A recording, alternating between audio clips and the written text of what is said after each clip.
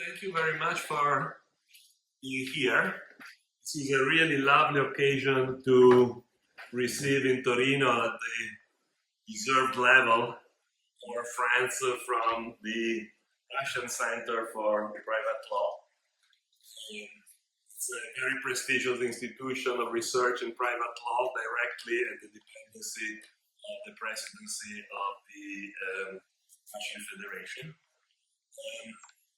There are also, especially Dimitri, who is an old friend of mine. He's been in our common core of European private law project for a long period of time. And we exchanged visits in a variety of capacities in Moscow and here in Torino in the past. And today, the star and the guest of the afternoon is Lidia Mikheeva, who is the director of the center, and who is one of the most established private law scholars in the Russian Federation. In order to receive them as they deserve, in a moment in which it's particularly important that academia maintains standards of decency in the international relationships, we decided to organize this seminar, also trying to show some of our best scholars in the field of trust law. In particular, was the topic of this afternoon. So we have invited Maurizio Lupoi from the University of Genoa. Is now an emeritus professor, and he is really Mr. Trust in Italy. I think his name is highly recognized pretty much everywhere. Maurizio took a train this morning from Rome, and we have news of him until he reached Florence. Then in Florence he changed the train and he stepped on another one who was delayed. So he asked us to please begin the afternoon, and hopefully he will appear at some point with a cab here. And as soon as he arrives, we give him the floor. Maurizio had prepared a very articulated and interesting lecture, so that also read, but I think we should be faithful and wait for him a little bit. Something, very few things I can say about this topic, which is perhaps one of the topics of the transition between a long past of private law, especially the common law tradition. Trust, as we know, developed very, very long time ago, apparently at the beginning of the times of the Crusades in ancient England. And for a variety of reasons that are mostly institutional and have to do with the development of the Chancery Court, the Court of Equity, trusts were able to gain a central position in the law of property of equity. And so the law of property, I like to look at the law of property as the center of private law. The law of property is pretty much what private law is about. However you want to look at private law, it has to do with protecting property rights. And it is in that capacity that private law became perhaps the most important institution of capitalism. But also it became one of the central institutions of every tradition that tried to go beyond capitalism or to walk different paths.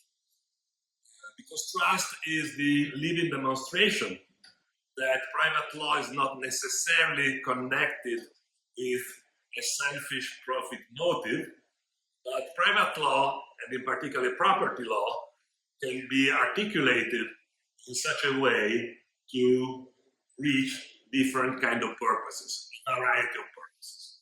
In the common law tradition, because of the prestige that the jurisdiction of equity has been capable to conquer over time, in particular because the jurisdiction of equity was fertilized by the civil law tradition in a very sophisticated and interesting process of reception that had to do with canon law and the capacity of the early chancellors that were all clergies. The Chancery jurisdiction developed and Trust developed with the Chancery jurisdiction and was able to generate a very interesting and flexible, though predictable, set of remedies to protect the purposes of property other than the selfish profit motive. So I think that is the essence of the law of trust. The common law of trust was about ownership and property in the sense of Blackstone. Of course, it's much older than Blackstone, but in the sense of the sole and despotic dominion of a person over a space of the world. And so the common law has been about the selfish, individualistic structure of private property.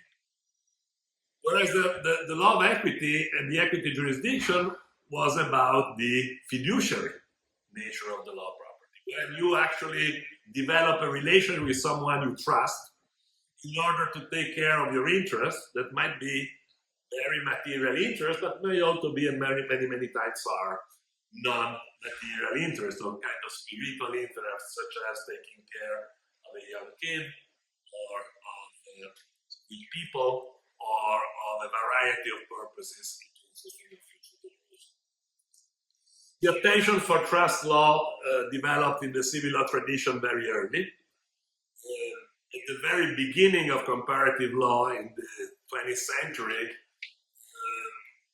the classic distinction between common law and civil law was articulated in a number of examples, and the example par excellence was the existence of equity jurisdiction and trust in the common law property, making it a concept that is less absolute than the corresponding civilian one. And scholars started to think about trust, considering it at the beginning something that was absolutely not transplantable outside of the very specific structure of equity jurisdiction. Over time, however, scholars became more and more convinced not only of a more general process of convergence within the Western legal tradition of the common law and the civil law, but in particular of the possibility of trust to unfold and flourish outside of the institutional setting, of the dual institutional setting of common law and equity. The attention, why people were interested in trust in the civil law tradition? Very simply because trust proved to be a very flexible, efficient, and working way to deal with fiduciary relationships outside of the of the binary structure typical of the Germanistic fiducia. Then after you transfer the property and therefore the owner maintains complete control, or you use some sort of a contract in order to guarantee the fiduciary use of the property, but then you are in the domain of contract law with all the problems of opposition and ability to take part. So we are a little bit at the center of the law. With the maturity of comparative law in the 50s and 60s and 70s, the studies on trust flourished, both in the civil law and in the common law context. In all these jurisdictions, very, very important scholars link their name to the law of trust. Think about scholars like John Langbein in the United States, or Bernard Radden in England, or Maurizio Lupoi here in the continent. And clearly it emerged a sense of the possibility to transplant the trust and of the advantages of such a trust. So in the domain of trust, in a way, even the more orthodox comparative law vision, the one that says that you compare not necessarily to improve your legal system, but just as a matter of knowledge, has acknowledged the fact that sometimes comparative law is a good exercise in order to improve certain kind of structures that otherwise would not be functional in a given system. 1980, we have the Hague Convention, and the reception, then was kind of almost a floodgate, pretty much everywhere. but still with a number of technicalities and of problems that don't allow us to say that there is a full convergence between the common law and the civil law in the matter of trust. I myself studied the matter from the functional, legal, and economic perspective with an article many years ago, 25 years ago, published with an American economist, Kelly Hasman. And at the time, it came out very clearly that trust is efficient, useful as a way to manage property. But one of the most important advantages of trust is the possibility of deploying it in a very broad way. Whereas in the civil law systems, we are still kind of stuck into some sort of a specific, almost typified way in which trust can be deployed. But I think that Alberto Gallarati also has a very important practice in this area. Will give us some interesting. We haven't codified trust. The only one that tried to codify trust in the civil law tradition so far has been the Dutch. It's a codification that is, however, has produced quite a lot of critique, both within and outside of the continent. There is trust in the new Chinese civil code, which is perhaps one of the most advanced pieces of legislation that we have around in this moment, especially because trust over there is one of the instruments deployed for the purpose of the so-called green transition, as you know, is taken very seriously in the People's Republic. So today we will know how things are in Russia. And we have, as I told you already, two very distinguished speakers. So because when we wait for Maurizio, I will, without further ado, give the floor to Lidia Mikheeva, who has prepared her information on trustee, guardian, company director, guardianship authorities, the common nature of responsibilities. This is a very interesting topic because it is already from the title, you can see how much she's taking a very functional approach to the issue in order to see whether and how we can develop a system of private law that is capable to live up to the challenges.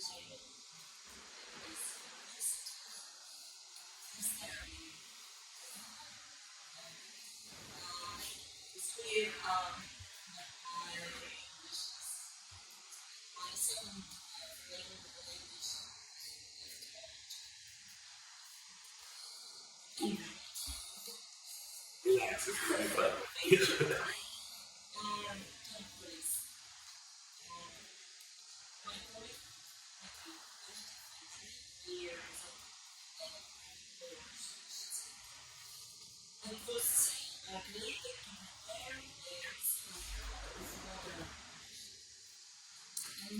Let me introduce myself. For more than 25 years, I've been management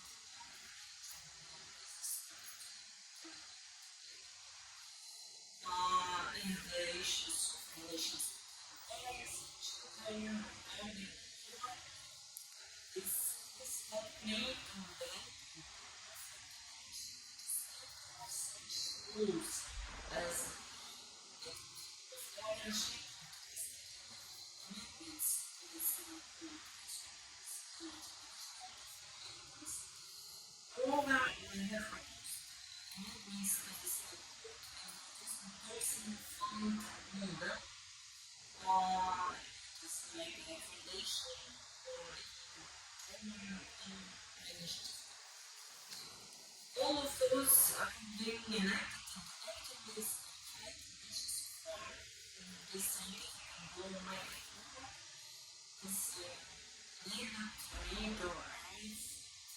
general I would like to present them. The topic of my presentation is trustee, guardian, company director, guardianship, nature responsibilities.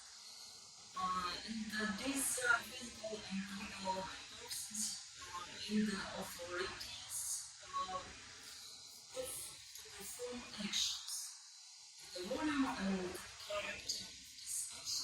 are universally identical, unless otherwise is it might be stated that there is the common now of the person and essence maybe the institute of the person or essence. Also, it seems obvious by some rule systems manage of managing to the secure institutions. I mean, first of all, familiar to me post-Soviet rule systems, and also these institutions like the Germans and the French secure, but more different. So, as general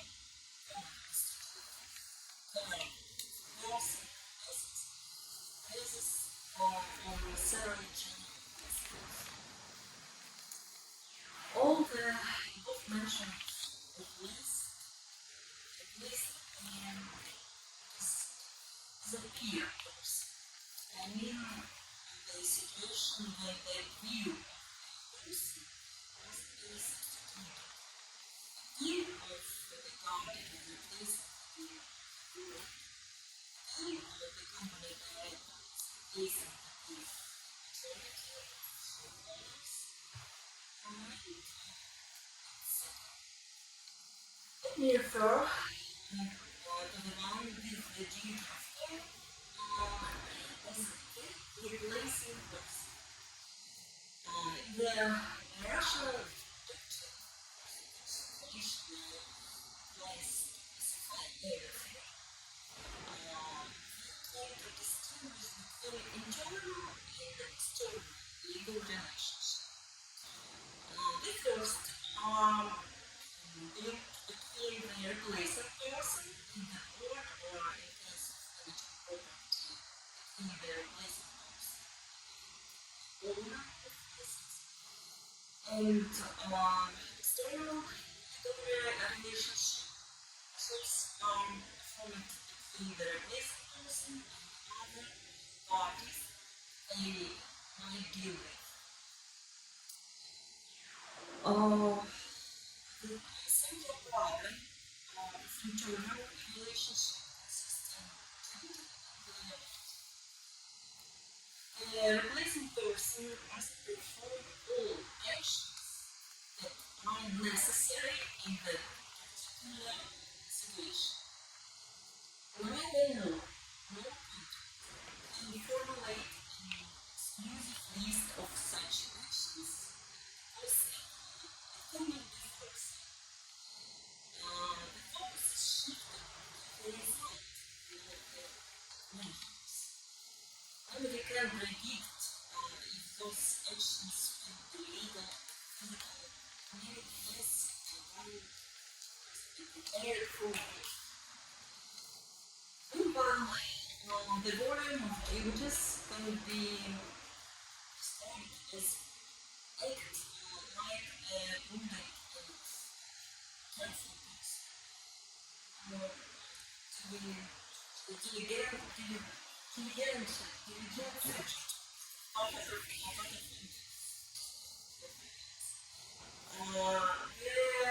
This formula embraces the cases of guardianship as well as the cases of other cases. Different persons under contact is expressed in the categories of good faith and reasonable care. It goes without saying that every law system has its own concept of good faith and concept of reasonable care. Nevertheless, the borders between appropriate and inappropriate seems to be. The main purpose of the replacing person is to avoid litigation. For example, a guardian of the mentally disabled individual must not allow his health condition to worsen and must not allow the one undergoing which cause the harm. Similarly, the company director must avoid decrease losses. While a replacement person may receive a more complicated tax. For instance, company director can be given all agreed company value up to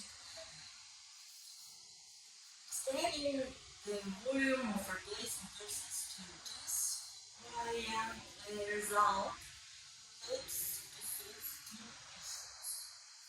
First, applying this method makes the list of duties unnecessary. Second, we can establish a replacement process liability for failing to achieve basic additional profits. I wouldn't like to continue into thinking failing additional rules repeatedly with the replacement process liability. Obviously, the replacement person is liable if the additional rules have been achieved due to impediment it's self-explanatory that the impediments beyond control include types of work. Moreover, the replacement person's liability should not appeal if eventually the additional work to resolve the MAURIZIO. So we can refer to such characteristics that managed to prevent the goal to be achieved. Such characteristics might be unknown at the beginning. Let's take an example of trustees' duties. The trustee cannot be liable for assets value decrease in case when it was caused by financial transactions and litigation. Another instance refers to the duties of guardians or duties of parents liable because the parent has fiduciary duty to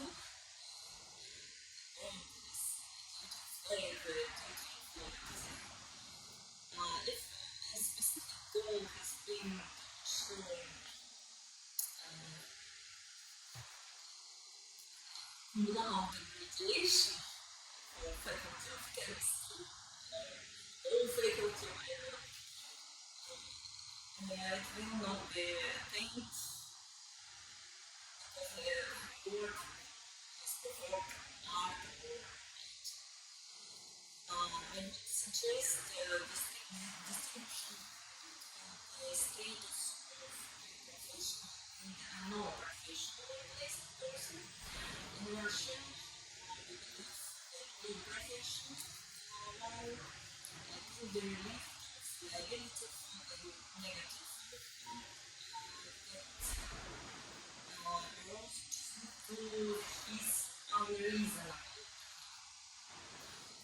In other words, they may not compensate for the damage they imposed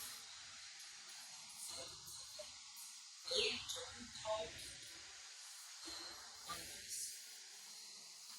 It follows that the volume of duties is of critical importance for monitoring relationships.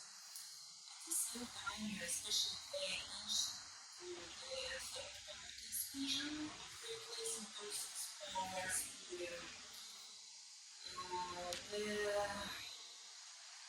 sustainability of external relationships depends on the third party's awareness of the powers link. Specific orders of powers and various documents and acts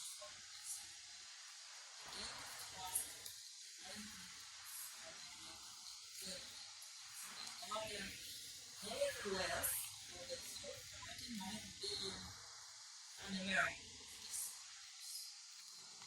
Consequently, the third party acts with good faith and in high confidence of the replacing person.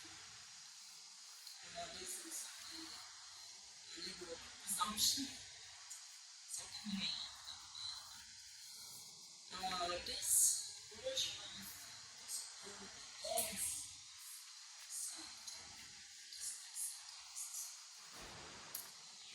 thus, the general rule for the replacement person is supposed to act as ordinary entities and be responsible for if this is found by the average replacement person.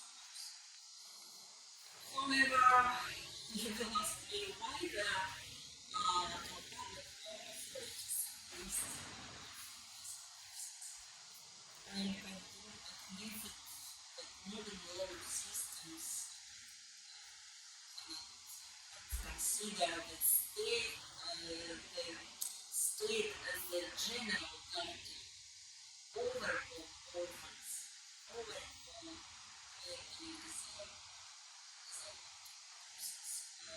or as the general guardian over those over cases.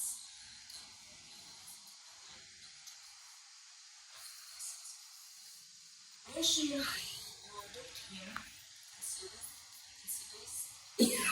the social function of the state to be one of the most important. Less on things size, reality, continue to believe that state is surrounded for people. For these reasons, we refer the state as it says that this kind of guardian has more duties. Public guardianship duties are urged, first of all, to look for those who need help and support. And secondly,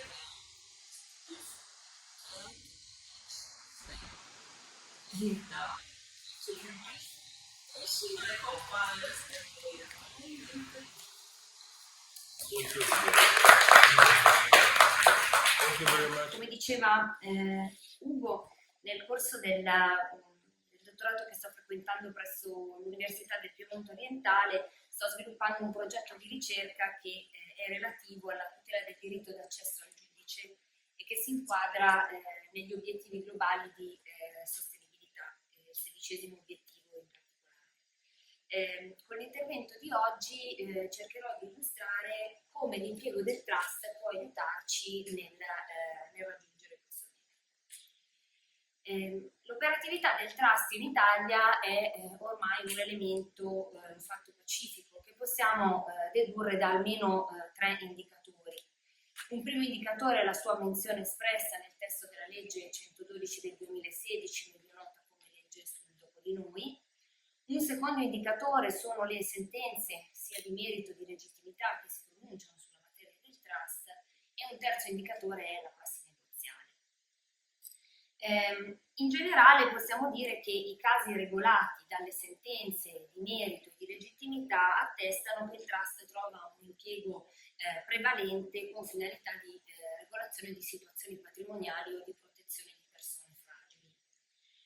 Non ci sono, almeno non nella prassi giurisprudenziale, applicazioni del trust al contenzioso, né tantomeno al contenzioso strategico, dove per contenzioso strategico intendiamo quelle cause che in linea di principio sono volte a ottenere un provvedimento giudiziario idoneo a costringere stati nazionali o imprese ad adottare condotte necessarie alla tutela dei diritti fondamentali o a cessare comportamenti che sono incompatibili con questi diritti. In Italia il contenzioso strategico è attivo con riguardo alla questione del cambiamento climatico antropogenico, cioè relativo determinato dalle attività umane sull'ambiente, e le cause attualmente in corso sono due, entrambe pendenti sul Tribunale di Roma, una contro lo Stato italiano che è nota come giudizio universale, attualmente pendente in grado di appello dopo una sentenza negativa in primo grado, e l'altra è contro ENI e il Ministero del Tesoro, attualmente sospesa in attesa che la Corte di Cassazione si pronunci su un regolamento di giurisdizione che è stato incidentalmente sollevato nel corso del giudizio di primo grado. Ecco, se focalizziamo l'attenzione sul contenzioso strategico relativo a questa materia, cioè il cambiamento climatico, possiamo individuare, a mio avviso, tre applicazioni del trust, almeno tre applicazioni del trust. Una con impatto sulla strategia difensiva della parte attrice, l'altra con un impatto economico e la terza con un impatto, diciamo, misto tra l'economico e il processuale. Con riguardo alla prima ipotesi applicativa, dobbiamo evidenziare che, a differenza di quanto accade in altri paesi, ad esempio in Francia o Belgio, il nostro codice civile non contiene norme specifiche che disciplinano l'obbligazione climatica. Quindi il suo inadempimento viene generalmente inquadrato come un'ipotesi di responsabilità per fatto illecito. Se noi però applichiamo il trust a questa tematica, possiamo ottenere un approccio alternativo a quello tradizionale. Non è un'idea nuova, ma si rifà alla Public Trust Doctrine affermatasi negli Stati Uniti a partire dagli anni 70, non di meno potrebbe essere innovativa la sua applicazione in un paese come l'Italia, che è notoriamente un paese di sviluppo. Questa dottrina afferma che la gestione delle risorse naturali, in ragione della loro vocazione a soddisfare un interesse diffuso, devono essere affidate agli Stati, al fine di garantire la sostenibilità, cioè il loro uso responsabile anche nell'interesse delle generazioni future. Da questo angolo visuale, quindi, gli Stati sono gravati da un obbligo fiduciario e chiamati a operare come dei trustee, cioè a gestire i beni conferiti nell'interesse dei cittadini, attuali e futuri, che assumono quindi il ruolo di beneficiari. La compatibilità di questo approccio nel sistema italiano si può ricavare, a mio avviso, dal fatto che questa dottrina ha prodotto in Italia almeno due momenti di metabolizzazione. Uno è la proposta di legge delega per la riforma degli articoli del Codice Civile sul diritto di proprietà elaborata dalla Commissione Rodotà nel 2007, che ha introdotto il concetto di beni comuni, intese come cose che esprimono utilità funzionali all'esercizio dei diritti fondamentali e che si apprezzano per il loro valore d'uso e non per quello di scambio. La Cassazione ha già chiarito che le risorse naturali sono riconducibili a pieno titolo tra i beni comuni, precisando che la loro destinazione li qualifica in questo senso e quindi rispetto a loro la questione dell'aspetto demaniale risulta recessiva rispetto a quella della funzionalità del bene rispetto agli interessi della collettività. E se ci pensiamo, nel trust funziona un po' allo stesso modo, cioè i beni conferiti nel fondo risultano importanti per la loro finalizzazione alla realizzazione del programma, mentre l'aspetto proprietario resta in secondo piano. Il secondo elemento da cui possiamo trarre indici di compatibilità di questa dottrina con l'ordinamento italiano è certamente la legge di riforma costituzionale 1 del 2022, che, come noto, ha modificato il testo degli articoli 9 e 41 della Costituzione. Il nuovo articolo 9 prevede che la Repubblica tutela l'ambiente, la biodiversità e gli ecosistemi anche nell'interesse delle generazioni future. Allo stesso modo, il nuovo articolo 41 dispone che l'iniziativa economica privata non possa svolgersi in modo da recare danno alla salute e all'ambiente, quindi trova nella tutela ambientale il suo limite naturale. Il testo riformato di queste norme appare tipicamente ispirato ai principi della Public Quindi, considerato nella sua complessità, questo contesto normativo sembra, almeno a prima faccia, dar vita ad un trust imposto dalla legge, un statuto di trust. Perché lo Stato viene individuato come soggetto incaricato della tutela di un bene anziché in un erogatore di servizi, il che fonda e riconosce il conferimento in trust dei beni vincolati alla realizzazione degli interessi della collettività. E poi istituisce una relazione di affidamento tra lo Stato e il cittadino, che consente di attrarre nell'area contrattuale la responsabilità per violazione delle obbligazioni climatiche. E questa attrazione nell'area del contratto può contribuire a rendere più efficace la tutela di chi è stato esposto all'inerzia e all'inefficacia delle politiche istituzionali e industriali alla lotta al cambiamento climatico.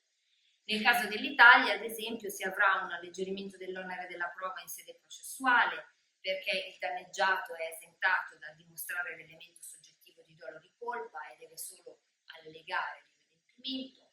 Si avrà un più favorevole regime di prescrizione, perché si passerà a 10 anni anziché ai 5 anni che abbiamo nel caso di illecito, e si avrà una titolarità diretta di azione verso lo Stato o l'impresa da parte del cittadino che è il beneficiario leso, il che consentirebbe di superare le questioni di legittimazione processuale che, tra le altre, caratterizzano attualmente il contenzioso climatico. Ovviamente si tratta di una soluzione che dovrà passare al vaglio della Corte Costituzionale se e quando verrà interessata al tema. Dobbiamo però notare che non sarebbe la prima volta che la nostra Corte recepisce istituti di procedure di altre esperienze, ad esempio l'ordinanza di incostituzionalità differita nel caso Cappato mutuata dall'esperienza tedesca. Quindi la tematica è certamente in divenire. Passando invece alla seconda ipotesi applicativa, questa si aggancia ad una questione più pragmatica, che è quella del finanziamento del contenzioso strategico. Sappiamo che i costi del contenzioso possono costituire un ostacolo per l'accesso al giudice. Questo è un fenomeno che si può osservare in generale, ma che in ordinamenti come quello italiano, dove vige il principio chi perde paga, gioca certamente un ruolo tutt'altro che secondario, perché ai costi di difesa affianca almeno potenzialmente quelli di supplenza. Nelle cause che vedono contrapposte parti aventi capacità economica asimmetrica, l'ipotesi classica del Davide contro Golia, il costo del contenzioso da ostacolo si può trasformare in elemento di vulnerabilità. E in questo contesto si inquadra certamente anche il contenzioso strategico, che per sua natura contrappone stati nazionali e corporations economicamente più forti a gruppi di individui o associazioni che sono economicamente più deboli, quantomeno se considerate nella loro individualità. Se però si riuscisse a costruire un patrimonio unitario da destinare al finanziamento del contenzioso strategico, ecco che questa asimmetria economica di partenza potrebbe essere, se non azzerata, certamente ridotta.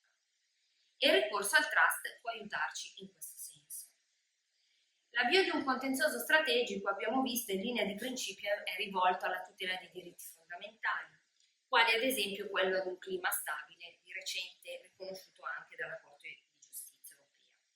Quindi nella sostanza è teso alla realizzazione di un pubblico interesse. I trust per scopi di pubblico interesse sono giuridicamente legittimati in Italia, almeno da un atto di indirizzo dell'Agenzia delle Entrate che risale al maggio del 2011.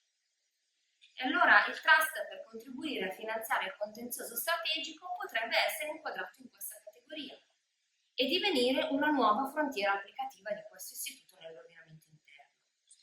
Sicuramente si rivelerebbe più competitivo sia rispetto alla fondazione, perché è più snello nella struttura e nell'operatività, sia anche rispetto alle piattaforme, ad esempio di crowdfunding, perché l'effetto segregativo patrimoniale che segue all'impiego del trust evita che le eventuali vicende che possono interessare l'ente, ad esempio un fallimento, si estendano anche alle risorse conferite nel fondo da destinare al contenzioso. Operativamente si può immaginare che l'istituzione avvenga a cura di uno dei soggetti interessati a promuovere il contenzioso, ad esempio un'associazione o un individuo privato, mediante il conferimento di una somma anche minima, che l'atto istitutivo prevede il potere del trustee di accettare conferimenti anche da portatori esterni e il dovere del trustee di impiegare il fondo inizialmente costituito e via via incrementato, a sostenere le spese della causa che si è scelto di finanziare. I beneficiari del trust potranno essere i professionisti che curano la difesa a vario titolo, il fisco per gli obblighi inerenti alle imposte di avvio e di registro dei provvedimenti, la controparte in caso di soccombenza. La durata del trust dovrà essere parametrata almeno alla durata media del contenzioso in Italia sui 3 gradi di giudizio, più eventuale impugnazione davanti alla Corte europea, e quanto al fondo eventualmente residuo si potrebbe prevedere il suo conferimento o ad altri enti che perseguono finalità compatibili con quelle con cui il contenzioso era stato iniziato, piuttosto che alla creazione di un nuovo trust con un'identica finalità. La terza ipotesi applicativa attiene al caso in cui il contenzioso strategico, che si ha interesse a promuovere, consenta di tutelare non soltanto diritti fondamentali, ma anche diritti individuali cedibili, ad esempio quelli di risarcimento del danno. Un caso tipico può essere quello della materia delle emissioni inquinanti, per l'impiego di sostanze che si propagano non soltanto nel sito circostante, quello di produzione, ma anche a distanza, perché ad esempio sono trasportate dall'aria o dall'acqua. In questo caso si potrà agire sia per ottenere provvedimenti che obblighino le controparti, stati nazionali o imprese, alla riduzione delle emissioni nei limiti di tollerabilità o a cessare l'impiego delle sostanze nocive, sia per ottenere il risarcimento del danno all'integrità fisica, il risarcimento del danno patrimoniale per perdita di valore degli immobili che insistono su queste zone di sacrificio, del danno sofferto alle aziende agricole, i cui prodotti non vengono più acquistati perché ritenuti tossici, e così via. In questo contesto il trust potrebbe operare non soltanto come strumento di finanziamento della lite, secondo l'ipotesi che abbiamo visto in precedenza, ma anche divenire parte attiva nel processo, secondo il modello del litigation trust. In questo caso si tratta di immaginare un fondo in trust che sia costituito non soltanto dagli apporti economici di chi desidera partecipare al finanziamento della lite, ma anche dai crediti dei titolari di diritto al risarcimento che una volta conferiti in trust verrebbero esercitati nel processo dal litigation trustee, quale legittimato attivo in quanto titolare. I cedenti potrebbero figurare tra i beneficiari limitatamente alla parte di fondo in trust incrementata dal pagamento avversario all'esito positivo del giudizio. Si tratterebbe ovviamente di una posizione non quesita in quanto subordinata alla condizione sospensiva dell'esito favorevole della lite. E un altro aspetto a mio avviso interessante che si collega a questa ipotesi è che il valore dei crediti complessivamente ceduti potrebbe raggiungere livelli adeguati anche per il ricorso al finanziamento da parte di enti che investono in capitale di rischio, il capitale di rischio in asset legali, cioè il ricorso al cosiddetto third party litigation funding. Gli asset legali di potenziale interesse per questi enti hanno un valore di 1 a 10, dove 1 è il valore della lite e 10 quello del risarcimento potenzialmente ottenibile all'esito favorevole del giudizio, una parte del quale sarebbe poi destinata a remunerare l'ente finanziatore. E un caso del genere potrebbe avvenire ad esempio quando tutti i cittadini o la maggioranza degli abitanti di un'area inquinata decidessero di conferire in trust i loro diritti al risarcimento perché diversamente dovrebbero rinunciare alla tutela degli stessi. In questi casi l'atto istitutivo di trust potrebbe prevedere il potere del trustee di rivolgersi a questi enti per finanziare la causa. Questi enti diventerebbero a loro volta portatori di risorse conferite nel fondo ed eventuali beneficiari nel caso di esito favorevole del giudizio. Gli operatori esteri attivi in Italia in questo settore sono molteplici e di recente è anche stata istituita una SICAF tutta italiana. L'abbinamento del trust con il finanziamento di questi enti potrebbe veramente determinare una parificazione della forza economica tra le parti contrapposte, ridando effettività al principio di parità delle armi che è alla base del nostro sistema processuale. Ho concluso. Thank you, Marta. I know for sure that Dimitri is very fluent in Italian. I hope also that our other guests were able to English. I think is probably more of an inclusive inclusive language. It was a very, very interesting paper indeed, and it shows a potential development in the use of trust that I think is worth deepening up a little bit, especially because now, as you know, we have a reform in the Constitution that includes the rights of future generations. So much more than the Rodotà proposal, there is now Article 9 of the Constitution that is actually making that something that exists in Italian law at the highest possible level, and being part of the Constitution is open to the usual discussion in terms of interpretation, and it's very, very open for introducing suggestions. So I think that your analysis is very rich and very interesting from this perspective. So now, thank you, Marta. I would call now Pamela, please. Pamela Barnabei, who is going to talk about trust in France, in Switzerland.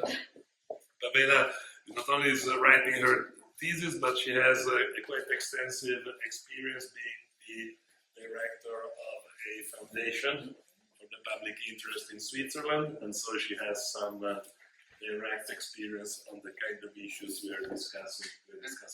Welcome, thank you for being here. Thank you. I would try to speak in English. Is that okay?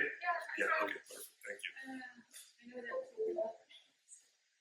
So, thank you very much. It's a very honor to stay here with such a distinguished guest.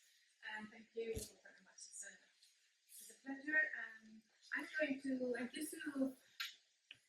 be here today. I'm pleased to be here today to discuss a topic that has a current relevance in the context of this, with considering the trust as a real instrument for the planning. Sorry. There is no trust law in Switzerland, despite the fact that there is a very significant amount of trust administration. And this is because they try to integrate the trust Swiss law in the civil law system of Switzerland. But it is a success now, we see why. Anyway, the trust governed by foreign law has been recognized by Swiss courts since 1874, 150 years ago, when the Supreme Court accepted the validity of a British matrimonial trust. And then has been recognized by law after the ratification of the Hague Convention in 2007. We can say, while I was interviewing some trustees and Swiss trustees from lawyers, that I was told that for years a Swiss lawyer were very helpful in educating the Swiss court by providing the common law opinion, sentences during the directions of the proceedings. So we can say that now, except of course some exceptions that confirms the rule, that nowadays the Swiss court, for the Swiss court, trust is not anymore a terra incognita. So we can say that trust concept for them is very important to have a very well-functional court system when you are dealing with trust. They consider an important factors. Why Swiss trust? We have to say that it was the first time that was arised issues to have a Swiss trust was 17 years ago, so it's not a very recent need. But in the 2017, the Federal Council was instructed by the Parliament to create a legal base for a Swiss trust. And why? There are two main reasons. I have read all the federal documents. There are more than 800 pages in Swiss German, but at the end the reasons are two. The first one is to strengthen Switzerland's competitiveness as an international financial center, because Switzerland is aware that there are new competitors forward. Once there are new competitors, so they say, okay, we use the common law trust, just invent ours with trust so we can be more competitive. But questions were asked about the advantages of a Swiss law trust would bring to the countries where private client advisors have been familiar with common law trust for decades. And also they have used very well this instrument. So they say, if our counselors, our practitioners use the common trust laws, well, we need a Swiss trust law. So to justify, for a political justification about this, in search for this political justification, what happened? They say that some politicians say that we have to meet the growing need for estate and succession planning for residents, for Swiss people, and non-residents with assets in Switzerland. The truth is that Switzerland lack of a suitable instrument for family wealth and succession planning. There is not such instruments. What does it mean? It means that there isn't instruments that allow family to pass on wealthy gradually. It means that there is not an instrument to prevent a pass on wealthy all at once. It is needed, especially because there are a huge amount of these wealthy family assets.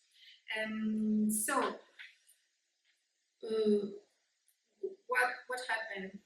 That in the first definition in this explanatory report, because the Federal Councils wrote an explanatory report on the TRIS and on the Swiss trust law. In the definitions, we can see that draft legislation aims to introduce the trust as a new legal instrument within Swiss law, placed between the fiduciary transfer, and the foundation. So it means that we have two competitive instruments in Switzerland, two possible competitors to trust, and these are the fiduciary and the foundation. These instruments, the fiduciary and the foundation, can fulfill all the needs that the trust can do. Sorry. Okay, I try to stretch to the are able to fulfill all these needs. So let's see about the fiduciary. The fiduciary is fiduciary transfer fulfill functions similar to those of the trust, though there are some limits. So in the fiduciary transfer, we have a fiduciary transfer that transfers some assets to the fiduciary trustees so that it can manage, administrate, answer for protections. But for example, the fiduciary transfers can't transmit the assets to third parties. Okay, so it's not possible to use for the transmissions. Fiduciary transfers are very similar to trust because they have a separate ownership to the economic benefits, but the assets of the fiduciary trustees are not trustee, fiduciary manager. It's surely fiduciary transfer, fiduciary transfer. It's not separate, it's mixed, so the creditors of the manager can have creditors, they can attach also the fiduciary assets. So it's not so much protected as a trust can do. Then we have another instrument that is the foundation. Foundation in Switzerland is a very serious issue, and it was one of the main reasons why this project was rejected. Anyway, the foundation is, of course, is a protected legal structures for the managed assets, but they have a very high limit in flexibility. Foundation is a very rigid institution. I run a foundation. I have been running the foundation for 17 years, and trust me, it's a very rigid institution.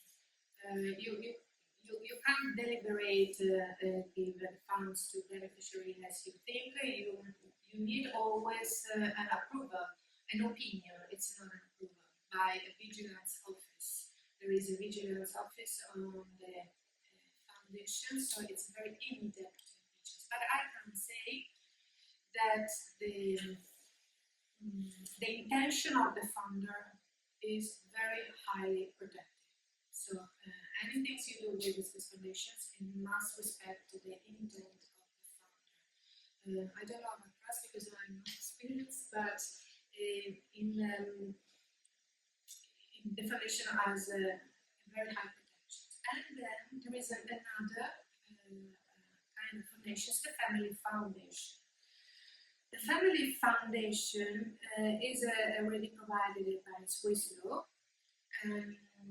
but has some limits. It means that you can't use family foundations for whatever you wish, but only for 3 reasons: education, endowment, and some other purpose. It is a very limited. So you can transfer your assets in family foundations, but you're very limited in the use. So why? Because when the civil code was enacted, there was a problem that this foundation were becoming an instrument for perpetual economic support, and they become also there was the risk to remove some economic assets in the circulations of the economy. Let's say that it was a situation where too much rich family have too lazy descendants, and this was not acceptable, let's say like that. And so they limit the foundation. And some people say that if these limits are removed, the family foundation can be an instrument that can fulfill all the functions of a trust. So for these reasons was rejected. For them it was not interesting to have a Swiss trust because just removing the limits it could be an interesting option. And also for the figures that I told you, there was a distinguished scholars, you didn't know, that say that if the law on figures were more extended, was changes, it could fulfill the function of the trust. So these 2 institutions are the main competitors of the Swiss trust law. Then there was the Federal Council's appointed expert to develop this law. The consultations of this law was launched on January 22 and ended at the end of April 22. What is a consultation? It's not just a collective of opinion. Consultation is it's a step in the Swiss legislative process. The Federal Council has to hear the cantons, the organizations, the category association. Why? Because in Switzerland, the last word is from people, not from parliament. People has the last word and not parliament. Because after parliament has presented a law, all the citizens have 100 days to collect the 50,000 signatures and launch a referendum and block the law. So before continuance, after they throw the law, Federal Council has to launch a consultation. Present the draft and say you like, don't you like, what you think. And we can see that there was a very mixed opinion. You see, when there is a political expression, so usually you see on the top right, usually is divided on the language. So there is the French language opinion, German language, Swiss German language opinions, and the Italian one. Well, in the case of the Trustee, this situation is completely changed. It is completely mixed. On the 26 canton, 24 express opinion, 8 were in favor, the green one, 13 were against, the red one. The yellow one is neutral. They expressed their opinions, but they didn't take positions. And only 2 cantons, Vallese and Verona, and the grey one, didn't express their opinion. So you can see, for example, near Zurich, San Gallo, you have 4 opinions in a very small geographical area. So this and about political parties. How do you express the opinion? It's just referendums all the time or not? No, they didn't have the referendum. For this reason, if they had the referendum, it was completely aborted. And they don't want to spend money, time, they prevent. Because if they all do the works and then arrive to have a law, and then people arrive at the end and say, I don't like it, they have to waste money, time. Sure. And wasting time and money Switzerland doesn't like, so they try to prevent. It's a very... So they didn't arrive to the referendum. This is just the consultation results of the draft before arriving to the parliament to discuss. Okay, sorry, then I wasn't clear. The political parties, 4 out of 6, the main parties answered, 2 were in favor and 2 were not. And then the organizations, people agree. People would like to have 52 organizations answered, and they wanted to have the trust law. So the majority of the council rejected the draft. The political parties' opinions remain divided, and the majority of the organizations were in favor of the draft. Concludo. Okay. Now, the main point was the dissatisfaction with tax proposal. It may be useful then because the Federal Council proposed 7 options with 2 diverse, so 14 options on how to tax a trust. That was the main issue. But why? Because we have to remember that the Swiss tax system is very unique because each canton can decide how to tax its territory. So we can argue that, okay, I will do a trust in Switzerland, okay, I have 26 options, so that's the same trust. Because it's not, the only one, 26 options, if you go to Zurich, it's different. If you go to Zugo, it's different. If you go to Geneva, it's different. If you go to Ticino. So, because the autonomy in the tax system, it's very important for the canton because the canton wants to be autonomous, and tax represent the features of this autonomy, and they don't want to renounce. So, if the federal proposes, okay, one way to tax the trust, the canton say no thanks. And also the municipalities are autonomous, so you have to consider that you have 2,131 ways to have one trust.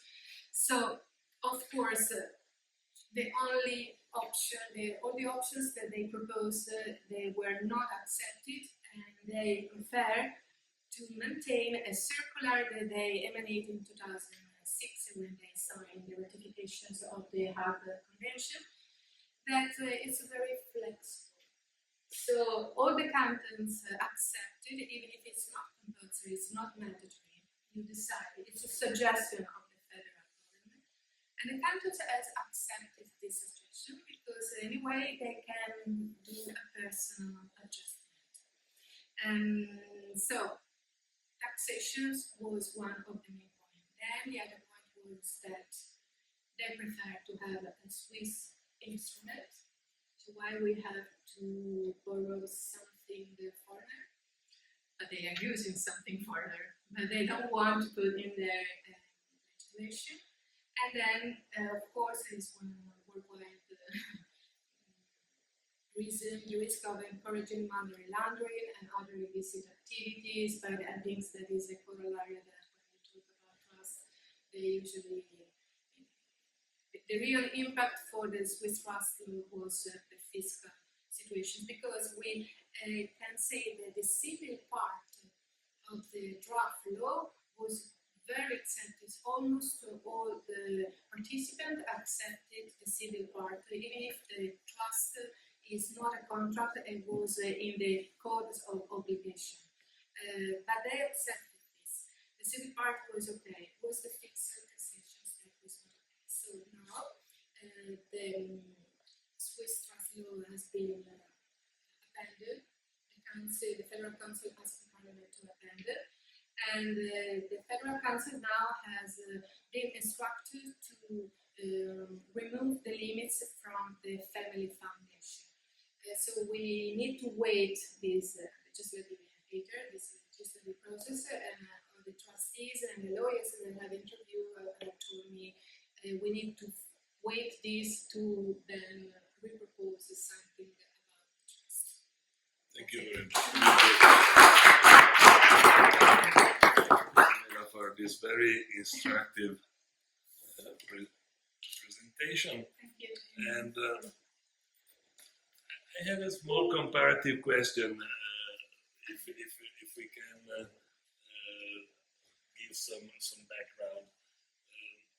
What about in the current situation in Russia? Do you guys deploy the Hague Convention and you therefore recognize foreign trusts, or you have some sort of internal legislation within the civil code already now that is used as trust? Because from Lydia's presentation, it seemed to me that you were quite detailed already in the structuring of obligations. So I was wondering whether they were coming from some interpretation of other provisions of the code, or if it was coming out of a specific legislation. In fact, thank you. We are really very lucky with this institution. In Russia, everyone says, but you do have trust, so you are lucky. When it is about mortgage bonds, for instance, when it is about some monies, client monies kept by agents, naturally, you are lucky. Like escrow accounts. Yes, so instead, in fact, we do not. that is the story. We do not accept the Hague Convention. But once you would ask me if Russia could recognize trust, I would say in the affirmative. I remember there was a case in London court. Was about Slitsky, one of Richmond, and his wife, who is she skates. It's Olympic artistic skate, ice skate. So he has got a lot of residents in London, and they go to his wife. And she insisted on flights, and in Russia there is like in Switzerland, a trade bridge between the spouses, and that was recognized by English court. And English court says then that is should say your beneficial right, the wife's beneficial rights, should be recognized.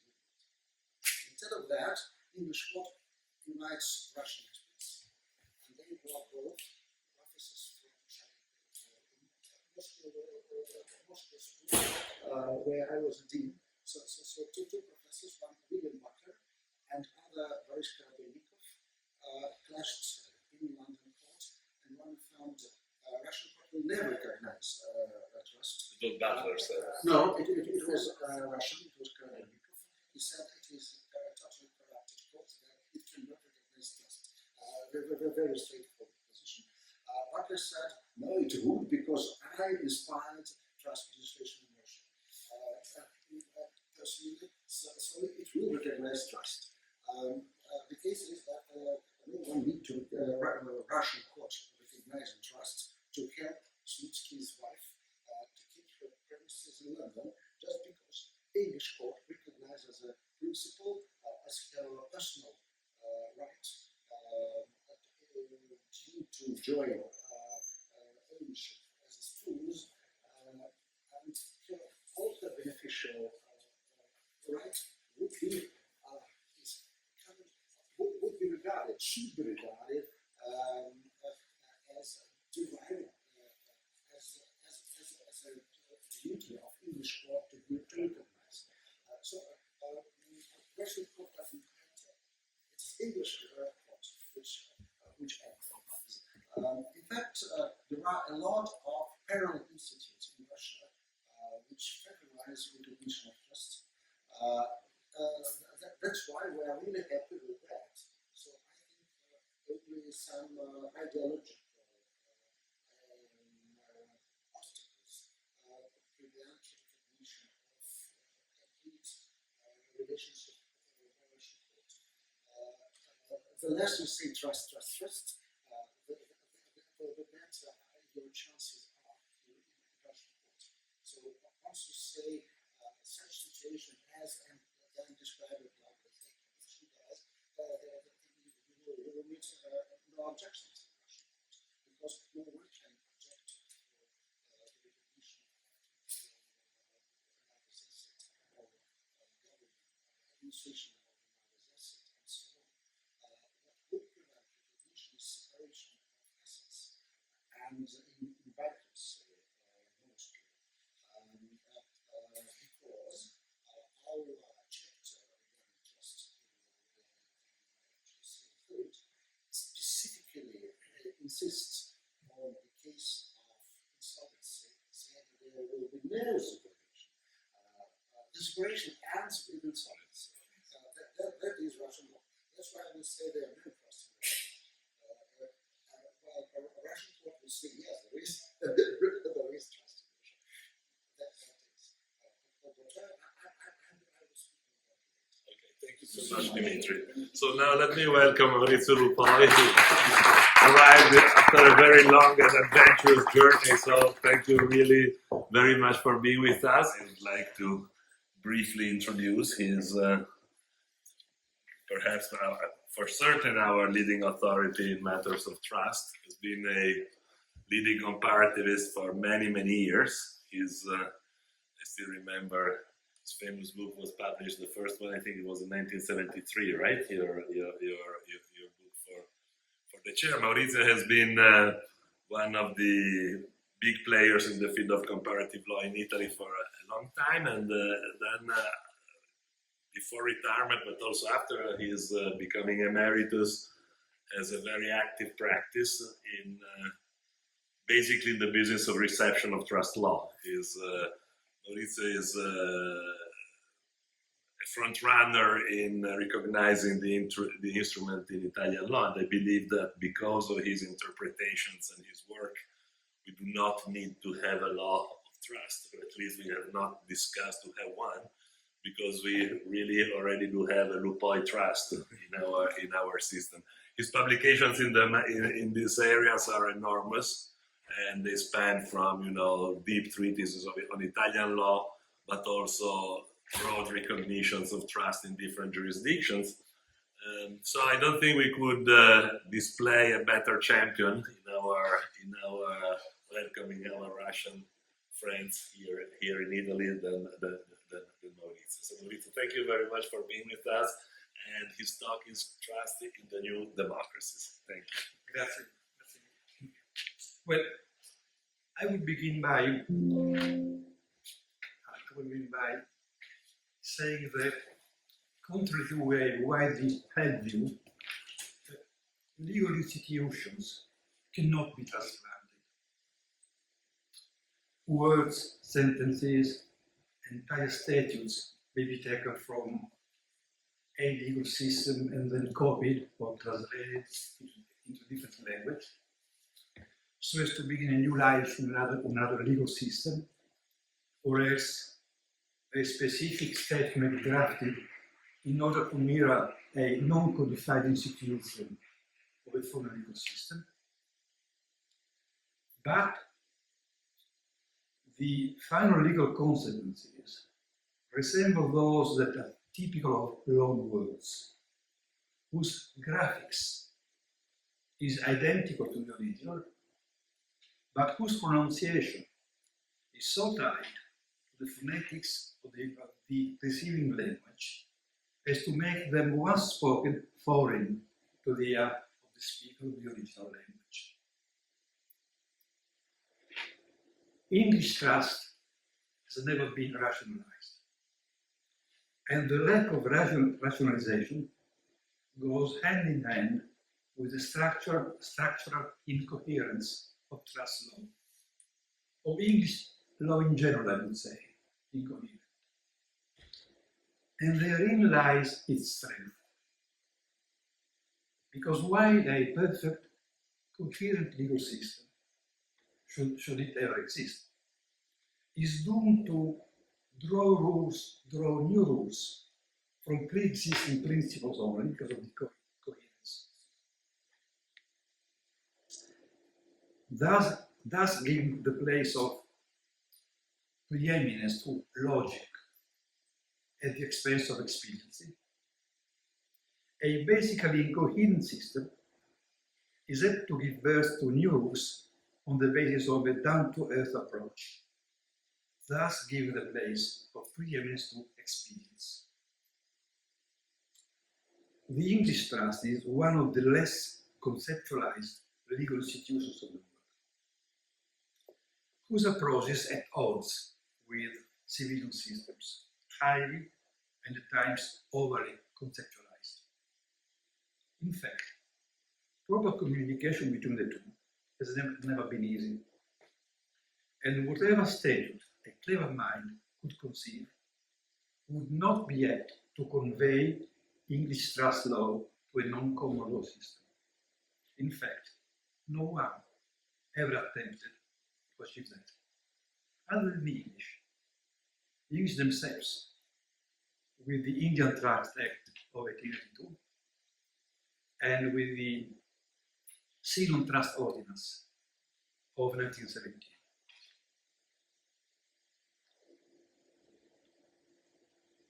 On this basis of a non-conceptualized system, of an incoherent system, I shall now present several attempts to create legal structures that, at least from a functional point of view, might be compared with trusts.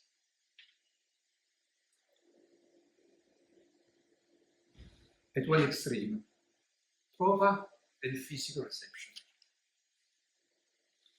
At one extreme of the spectrum of legal techniques is reception in its proper sense, that is, by physically importing a foreign law in a physical area within a given state and by granting a sort of extra territorial status to it.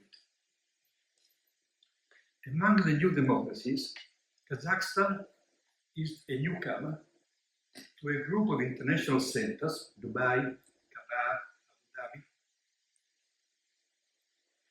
with its International Financial Center. English equity is among the forward sources of law.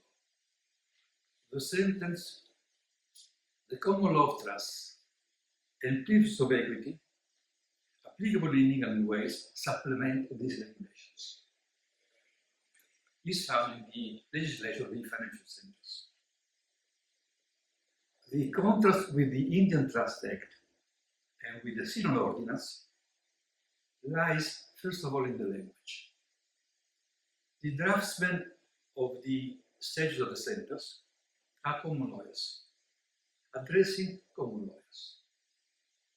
They did write that the trustee holds assets without having to worry that to hold, in that sense, is no other than the verb tenere in its Middle Ages meaning, and with its feudal connotation, hence tenant.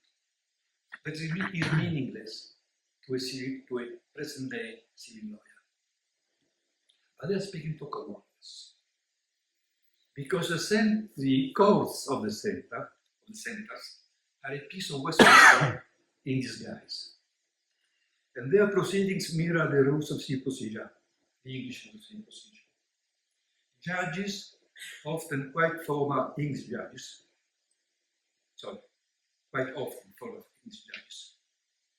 simply go on doing what they have been used to doing, as it is a distance from Westminster did not matter. It does not matter indeed. We are facing a revival of an old institution that was very active in the late Middle Ages, when the merchants coming from far away established their warehouses and went about their trade, claiming to be subject to those of their mother countries, and having their own officials, often called consuls, which means that their place of commerce and trade by concession of the local rulers.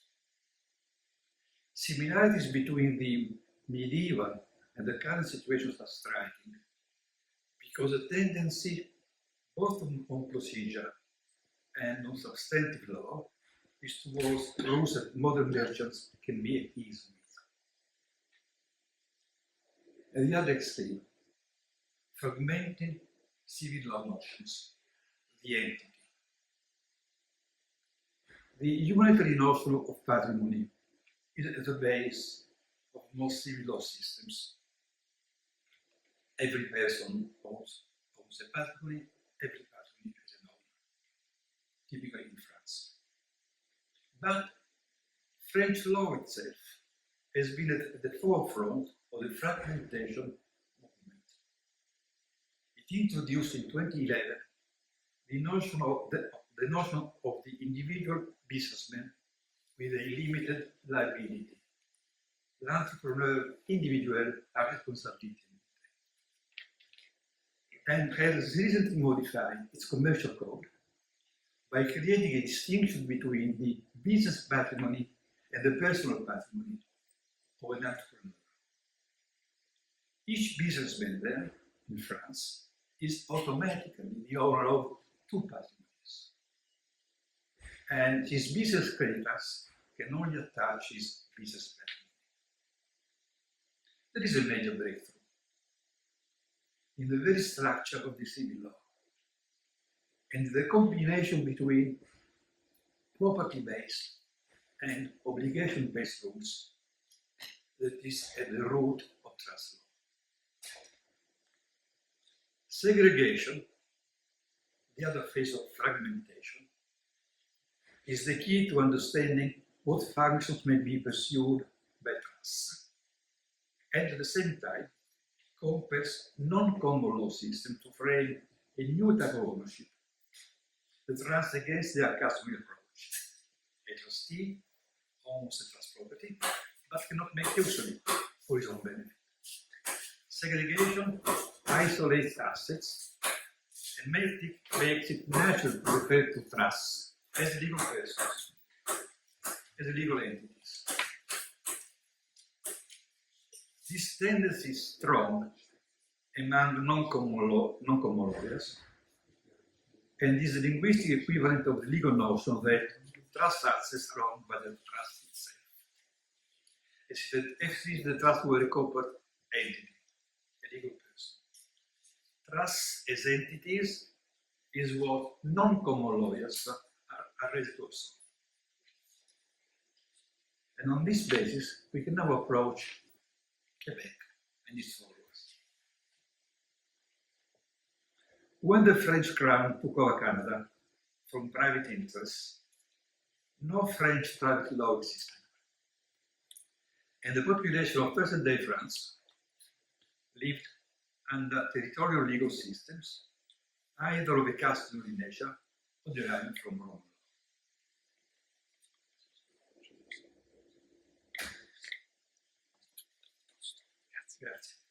Among the customs observed in specific territorial areas was the coutume de Paris. The King of France proved in 1664 that the coutume de Paris was to be applied to the whole of Canada. The French Civil Code of 1804 did not cross the ocean to North America, and the previous law remained in force in Quebec. The Coutume de Paris was not a civilian codification.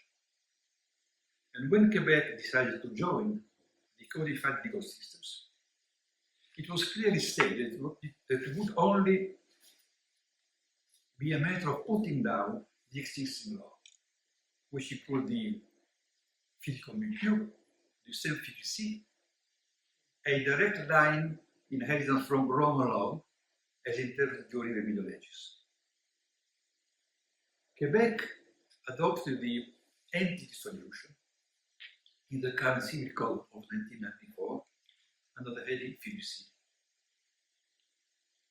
A fiducie results from an act whereby a person, the constituent, transfers property from his patrimony to another patrimony, constituted by him, which he appropriates to a particular purpose, and which a fiduciary undertakes by his acceptance to hold and administer.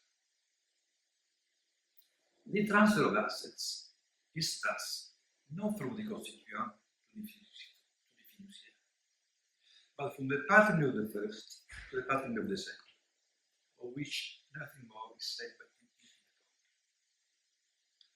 code. The key provision is in fact in Article 1261 of the Civil Code. The assets form part of a fiducie and they belong to nobody. No longer belong to the settlor, not yet to the beneficiary, and in the meanwhile, not to the fiduciary. Aucun d'entre eux n'a de droit réel. A trust is a patrimoine d'affectation that aims to achieve a functional equivalence with common law trusts. This solution stems from a basic misunderstanding of trusts and places Quebec's fiducie in a place of its own, which has found followers. The Czech Republic, or Czechia, where the Quebec fiducie was selected by the new Civil Code of 2012, effective since 2014, in setting down the rules of the fiduciary funds. Now I cannot read Czech, so the Czech words are on the screen for you to read. This is a fiduciary fund in Czech.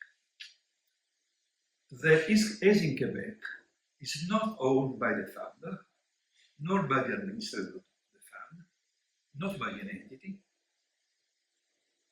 but the fiduciary fund is seen as an entity that comes into being by contract or by will without any legal personality. It can serve a private or a public purpose. It must have a name, it must be entered in a public register, but its assets are listed under the name of the administrator of the fund, followed by this word, administrator of the fiduciary fund.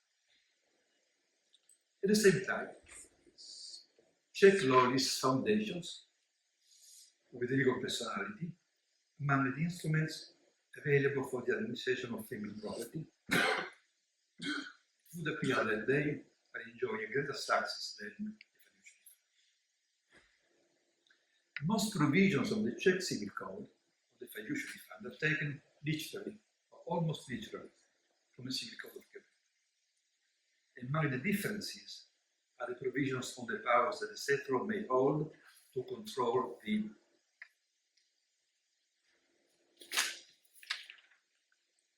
performance of the trustee, and those on the lack of beneficiaries at the end of the trust period. The fund goes to the asset law of the founder in Quebec, to the state in Czech Republic. The unwilling acceptance, France. The long childbearing of France came to an end in 2007, when the fiducie was introduced in the Civil Code. there is a distinct patrimony for each fiducie. So the segregation is the necessary consequence. The fiduciary must be a qualified financial entity, but in an afterthought, also lawyers were added among the fiduciaries.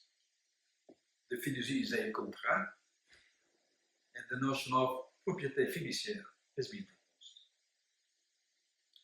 Fiducie was put on the statute book in spite of misgivings of various nature. Foremost among them, the vague setting of the patrimoine fiduciaire, in opposition to the patrimoine propre of the fiduciaire, from which the assets including the patrimoine fiduciaire must be separate. Those misgivings left a clear trace in many provisions. Only physical persons could create fiducie, in the original wording of the law. Fiducie cannot serve to implement the donative purpose of the set law towards the beneficiary. A liberal fiducie is a nullity. All fiducie must be registered in the National Register. Set laws can only be residents of a member state of the European Community. A fiducie established by a physical person ends when the set law dies. There is a peculiarity in the rules that relate to the fiducie that substantially undermines the functionality of the institution. Third parties that have contracted with the fiduciary may sue the set law should the assets of the fiducie be insufficient to satisfy their claims. So they can sue the set law.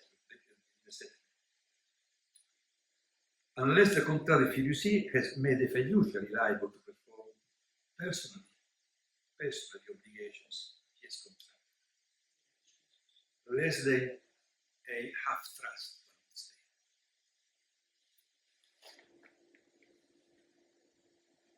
I would say. A follow-up. Romania. Romania followed the French solution. In its new civil code of 2011,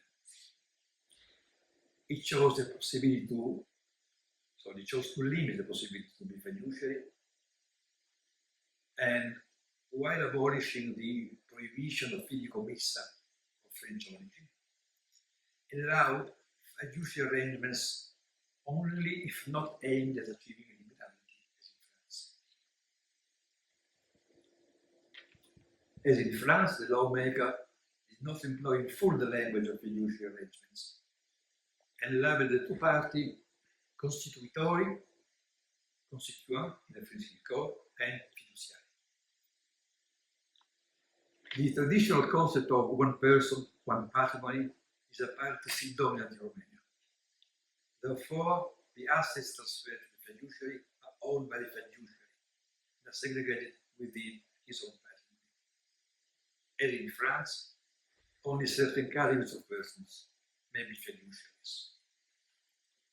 Limited to a maximum duration of 33 years, Romanian fiduciary arrangements must be registered in a central register of fiduciary arrangements.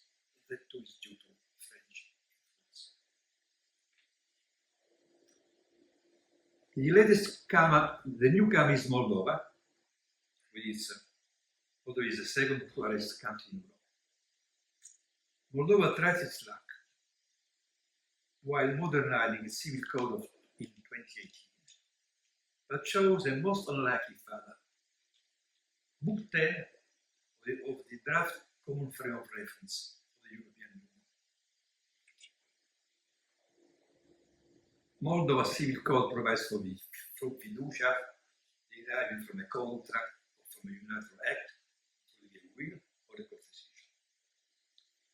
When its source is a contract, also the beneficiaries may be party to the contract.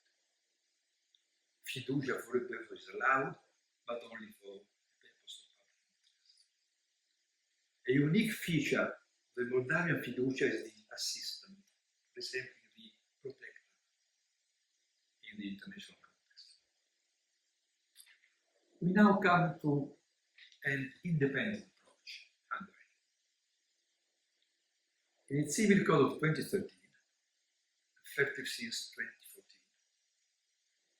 2014, Hungary aimed at translating the traditional common law trust into civilian terms and according to civilian principles, but keeping in mind the English model. That can be seen by the inclusion of the unilateral declaration of trust, a unique feature,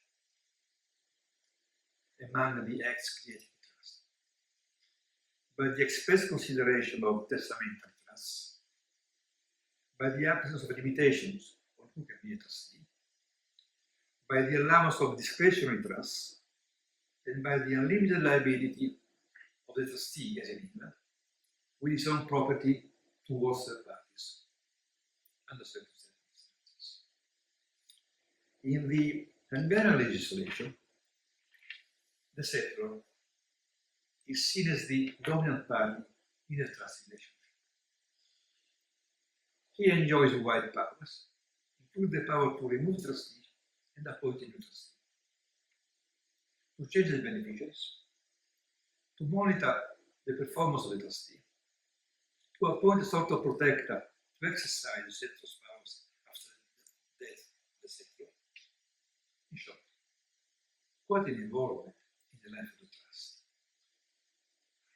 The beneficiary has a contractual right to distribution towards the trustee, although he is not a part to the trust instrument. Moreover, he is entitled to see the accounts of the trust and to supervise them. Fiduciary arrangements are contracts.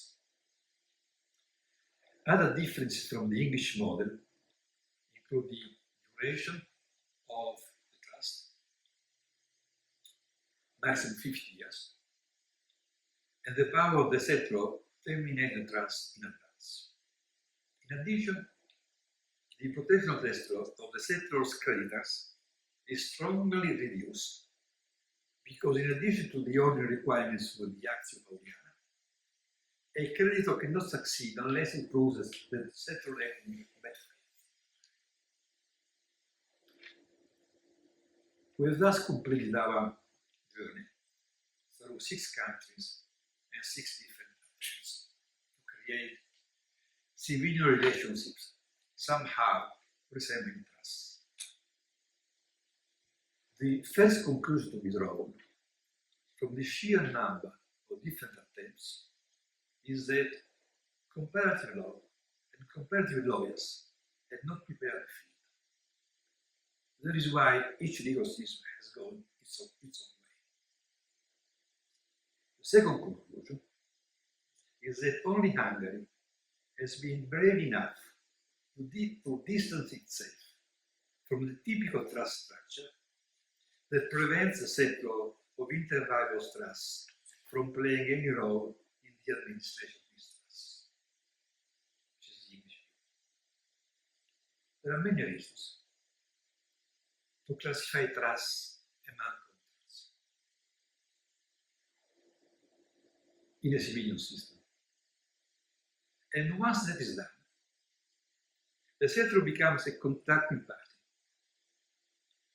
And it stands to reason that he is entitled to sue a trustee for breach of trust, anathema for a common lawyer, but perfectly reasonable in a civil law setting.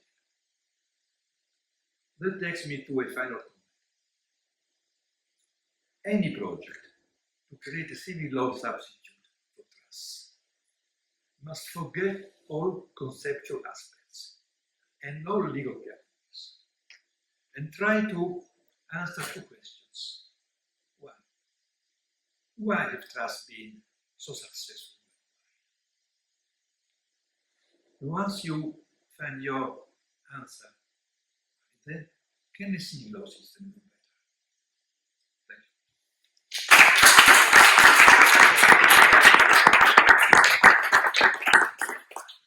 Thank you, Maurizio. Very, very interesting and instructive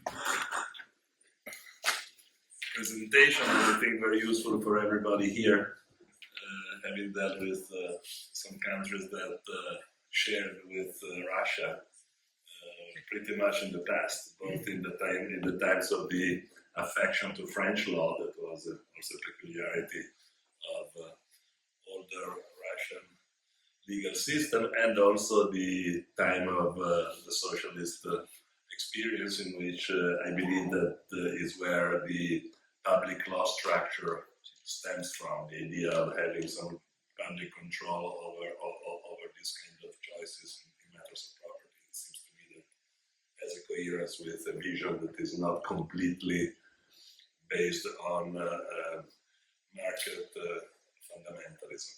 So now I would call to the floor Alberto Gallarati, who is discussing here, who is giving us a talk on contemporary trends in trust recognition under the Hague Convention. So we get finally to discuss also the Hague Convention. Alberto Gallarati is a professor of private law at the University of Torino, at the Faculty of Economics of the University of Torino. Has been a long-time student of trust law since I believe his thesis, and I'm very happy to have him here today. Please, Alberto, he has a couple of books on the matter, so it's also a younger generation of experts on trust in Italy. Thank you very much for your presentation. Thank you very much for this invitation. I'm very happy to contemporary trends in trust recognition create the so-called trustee term, that are trusts that are created by an Italian settler who have appointed an Italian trustee for the benefit of Italian beneficiaries. These trusts are governed by a foreign law under the dispositions of the Hague Convention. We can create this kind of trust mainly due to the studies of Professor MAURIZIO LUPOI, who was the first in understanding the potentiality that the Hague Convention gives to the market actors. Not only the convention, but also our civil system, because Professor LUPOI developed and elaborated an instrument that is the so-called contratto di affidamento fiduciario that may enter into by Italian parties on the basis of civilian principles that are provided by our civil code. This kind of fiduciary contract is a contract that is aimed at reproduce in a certain way certain trust mechanism in our jurisdiction, trying to demonstrate that civil law system may do something like what is done in common law countries. Even better. This model has been adopted in the San Marino Republic by the legislative format, and therefore it can be adopted also in foreign countries in consideration of Article 2 of the Hague Convention. That is an article that adopts a kind of trust that is called, once again by Professor LUPOI, the trust without a shape, the so-called shapeless trust, where the convention says that there's no need for a transfer to the trustee of certain assets in order to be managed for the interest of the beneficiaries or for a purpose, but it's just needed to place certain assets under the control of the trustee. So this is a very broad definition of trust, and it is aimed at including within the definition of the trust other models that are provided by other legal systems, models that are not built, are not created as traditional common law trust, but models that are, in a certain sense, that may be framed into this definition of Article 2. There are, therefore, a lot of these models worldwide that are the so-called trust-like devices.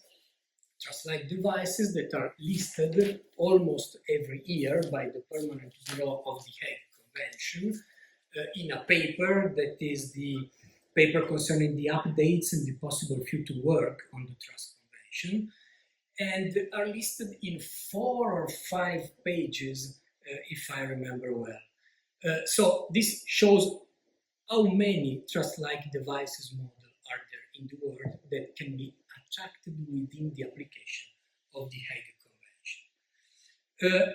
Therefore, trust interni are fully admitted by the law nowadays, but they are challenged by Article 13 of the Hague Convention. That is something strange that we can try to understand better within my talk. In order to do that, we need to follow the path that is traced by the Hague Convention. That is a path full of tests to which the shapeless trust is subject in order to produce any effect in a legal system who has implemented the Hague Convention.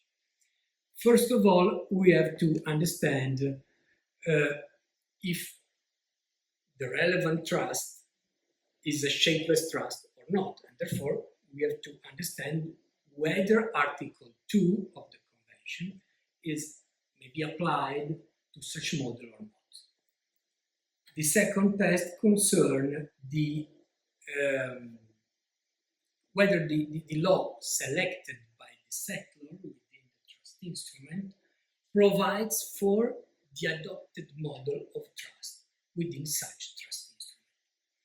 Then there's a third test. This third test is represented by the traditional private international law limits to foreign law, to the application of foreign law. And this test is about the ordre public, the overriding mandatory provisions,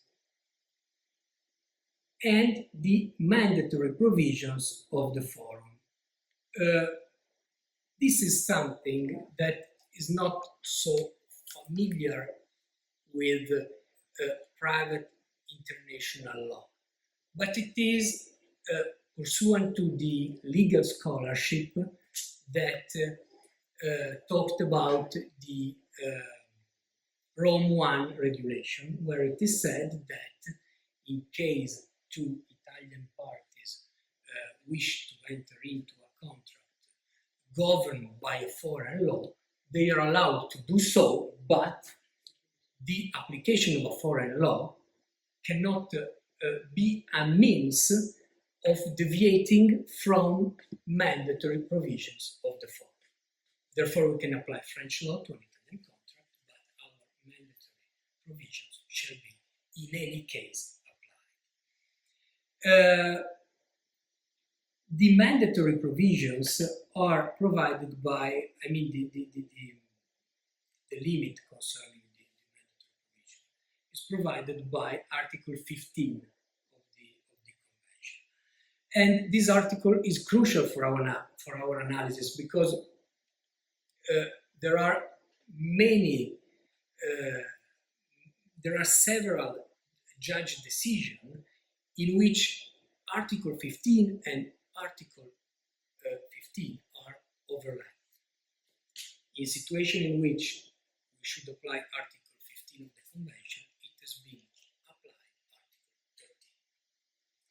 Article 15. Article 15 provides that the Convention does not prevent the application of provisions of the law designated by the conflict rules of the forum, so the lex fori, insofar as those provisions cannot be derogated from by voluntary act relating in particular to the following matters: protection of minors, effects of marriage, succession right, and here is mainly relevant the forced heirship, of course, in our legal system, the transfer of title to property and security interest in property, the protection of creditors in matters of insolvency, and this is another very important area to be protected, and the protection of third parties acting in good faith.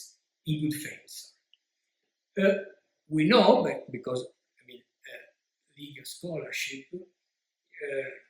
said that this list is not exhaustive, and therefore all the mandatory rules of the form shall be applied to a trust. Consequences of this, of course, it depends on the sanction that is provided by the mandatory provision. So sometimes it can be the nullity, the voidness of the trust. In other cases, the trust may, of course, survive. For example, in case of clawback actions exercised by creditors vis-à-vis the trustee, or clawback action exercised by heirs vis-à-vis the trustee for the reapportionment of the reserve portion. The second part of the convention, so here we have dealt with the limits, the traditional limits of international private law that we may find in the convention. There's another limit that's not a traditional limit that is provided by Article 13 of the convention, which reads that no state shall be bound to recognize a trust, the significant elements of which, except for the choice of the applicable law, the place of administration of the habitual residence of the trustee, are more closely connected with states which do not have the institution of trust or the category of trust involved. So this is an unconventional limit for private international law, as I said before, and may operate as a shield for the legal system who intends to use it. So the problem here is the way in which it has been interpreted Article 13 in our jurisdiction, because we can see that from several court decisions it has been misused. In fact, sometimes has been used to say that the trust violates the so-called numerus clausus principle at the beginning of the trust era in our legal system. This is not a matter of Article 13 for sure. I think this is a matter of Article 18, which is dealing with ordre public. In other decision, we can find that Article 13 has been applied in respect of the debtor liability and Article 2740 of the Italian Civil Code. Again, this is not a matter of Article 13 of recognition, but it's a matter of a violation of a mandatory rule. The same thing for Article 1344 of the Italian Civil Code, where it is said that a legal scheme, which is apparently lawful, can be deemed unlawful in case it is aimed to reach an unlawful arrangement of interest. Once again, in this case, Article 1344 states that the causa is void. Therefore, we are once again before a violation of law and not a matter of Article 13. Then there has been a kind of, I wrote in a paper, a misunderstanding of the so-called residual use that I intended Professor Lupoi was intending as professional advice rather than doctrinal teaching. I mean that when Professor Lupoi said that trust should have been used with residual use, it was not talking about Article 13, but it was saying to professional to use the trust only when it is useful, only when there are no civil law models that can achieve the same result. This principle has been misunderstood by lawyers and by courts, because there are certain cases in which the court decided, saying that the trust has not been used as a residual device, and therefore Article 13 should have been applied. The result was that the trust couldn't be recognized in our jurisdiction. After that, the Supreme Court said that, in an obiter dictum, said that this is not a principle of our legal system, and that Article 13 should not have been applied in such respect. Recent trend, there's a new awareness, I think, in our court decision, because in Rome and in Oristano, which is a small country in Sardinia, I found at least two decisions very interesting, where the court rejected to apply Article 13 of the Hague Convention, saying that creditors and heirs should have been protected under mandatory rules, and therefore it was a matter of violation of a mandatory rule and not a matter of recognition of trust.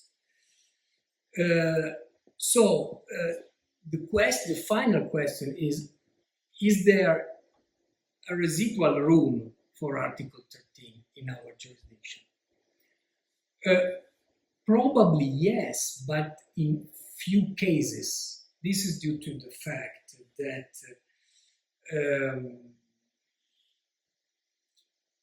it should be applied, as stated by the private international legal scholarship, also by Michele Grazzadei in a piece.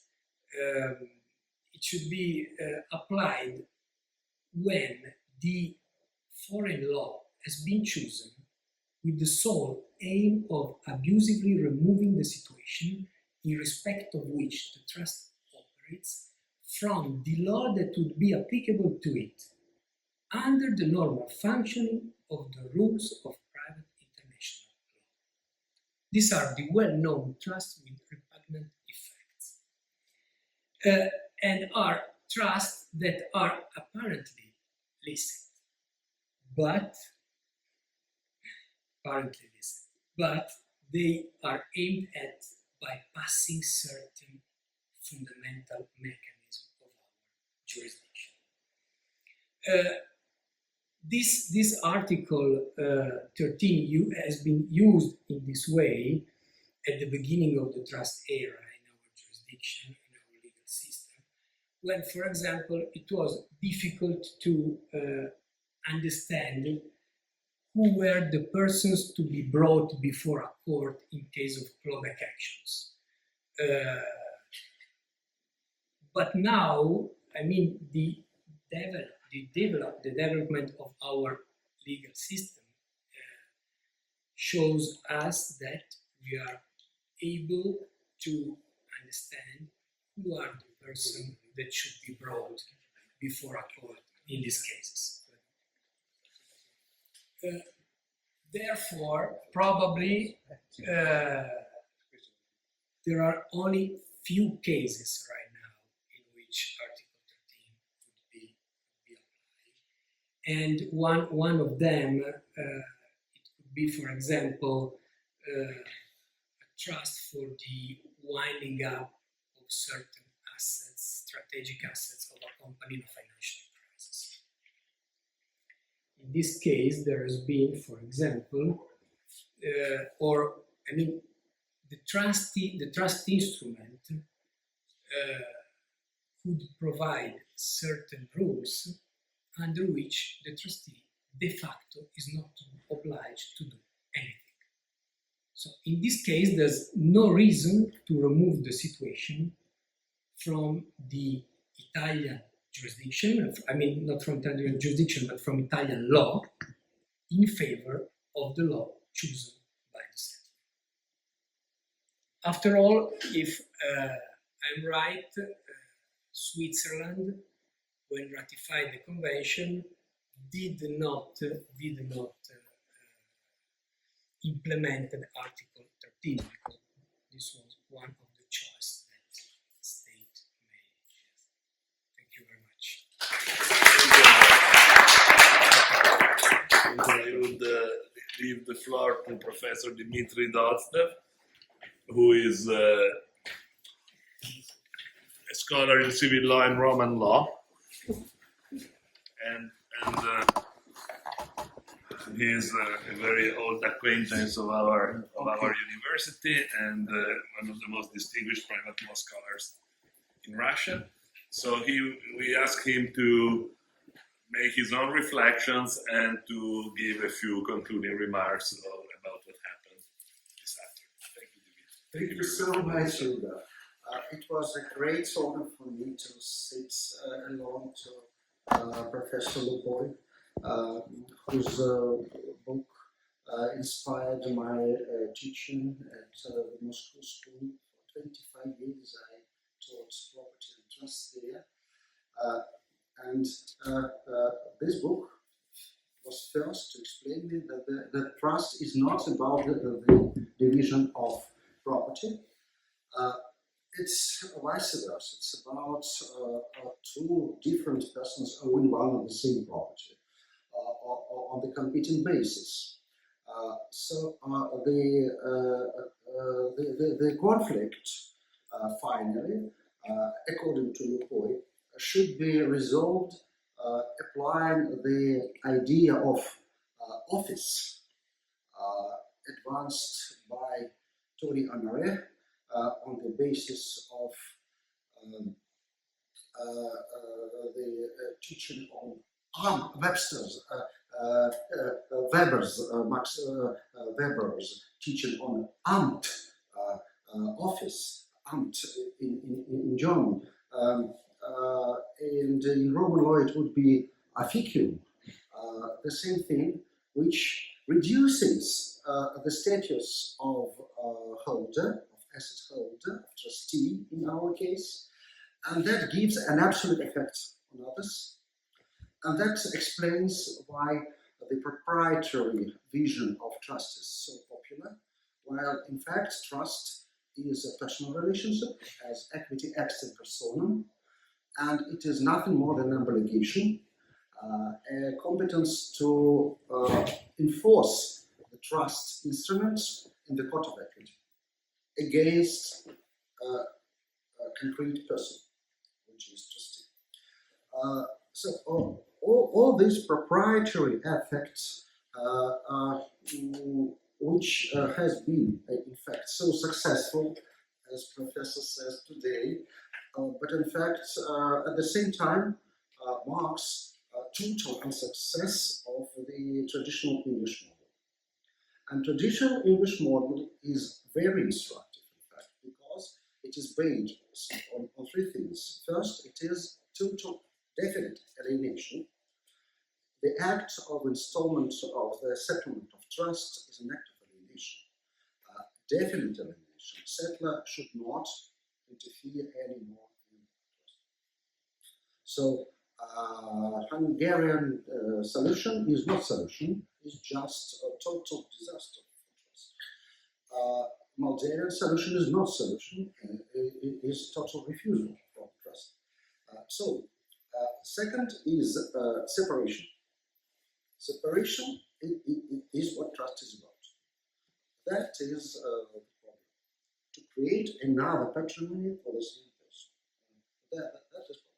And to deprive this person regarding this patrimony of any proper interest. So you cannot, within civil law, name someone owner denying his And that leads to the third factor, which is reduction of status. So this is office. Trust is an office. That I can find in the civil law, and that means, in fact, the case of violation of the principle of equity, which is prelude to the civil law sometimes. So Ugo, in his seminal article with Huntsman, has taught us that any function of trust can be met by traditional civil law institute. Instead, some kinds of separate accounts and special liens, and nothing more. So in fact, everything can be. So trust is not about, again, administration of another's property. And in the wardship, we will find trust not here, but in the separation of the ward's account from his personal accounts. That would be trust. In Roman law, trust is not fiducia cum creditore, no, fiducia cum amico. In Roman law, trust is dos, is dowry. Dowry is a trust. Husband owes this patrimony, knowing that it should be restored to the wife, and under the name res ipsore, his wife's patrimony, and he knows that it's wife's, but nominally it is his during the matrimony. That is trust. I would say that trustee becomes a seller before the tradition, before transfer of the thing, like in traditional common law, the vendor is trustee in favor of purchaser before the conveyance. Let's say the trust affects such issues as vindication. As a defendant by vindicatio, this possessor is in fact entrusted to the actor, and he has to do something in his favor. That's much more than passive we are used to. And the same we will observe in the debtor in mora, because this debtor cannot bears all risks and cannot advance in his defense any personal defense, such as culpa, such as negligence, all these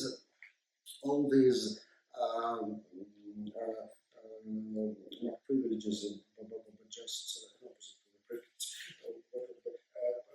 all these presumptions become unbuttable after war. And that means reduction in status, and that means trust with absolute effect.